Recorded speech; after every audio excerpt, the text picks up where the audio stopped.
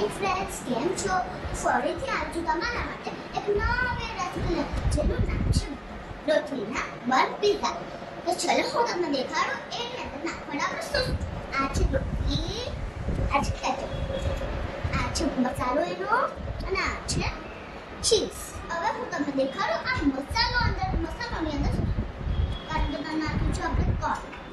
હું તમને બતાવી દઉં ફ્રેન્ડ્સ અંદર આની અંદર આપણે નાખ્યું છે કોબીજ, ટામેટું, કેપ્સિકમ અને મકાઈ. અંદર આપણે એક વસ્તુ જરૂર નાખી જે છે આ મકાઈ. એ તમને દેખાતી જશે. પછી હું તમને દેખાડું છું આની આ મસાલો કેવી રીતે બને. થોડું તેલ લીધું છે, આ બધો મસાલો નાખી દીધું છે, એ ઓરેગાનો ચીલી ફ્લેક્સ નાખ્યું છે અને થોડુંક જરીક મીઠું નાખ્યું છે. પછી એને કાચું પાકું ફ્રાય થવા દીધું છે. ફ્રેન્ડ્સ, આપણે લેશું પહેલા આ રોટલી, પછી લગાવશું આપણે કેચઅપ. રીંદા, રોટલી ગરમ જ લેવાની છે? ના, ગરમ બી લેશું કે ઠંડી બી લેશું કે મકવાની બી લેશું. મમ્મા ચમચી ગરમ કરે. હા, ચમચી છે ને સાઈડમાં.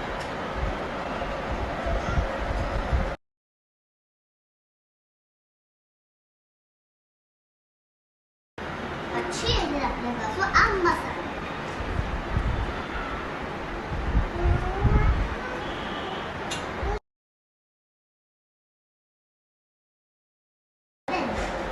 આ ચીઝ જે એકદમ અલગ ટાઈપનું છે.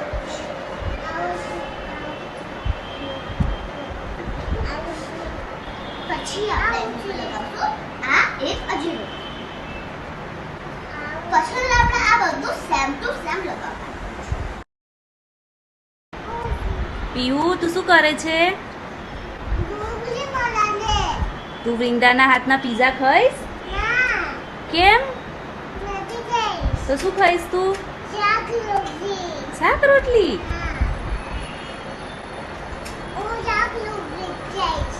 પીહુ ટેબલમાં હલાવી દીધું, પાવતો નથી એને બનાવતા.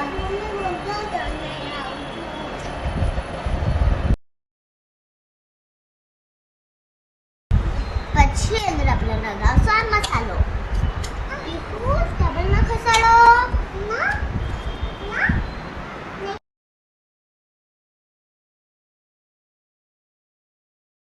પછી આપણે આને કઢાઈમાં થવા દઈશું. આપણા કઢાઈની અંદર પીઝા તૈયાર થઈ ગયા છે. હવે આપણે અંદર નાખીશું એક ડીશમાં. ફ્રેન્ડ્સ, આપણા પીઝા તૈયાર થઈ ગયા છે. હવે હું ખાઈશ મારા દાદા.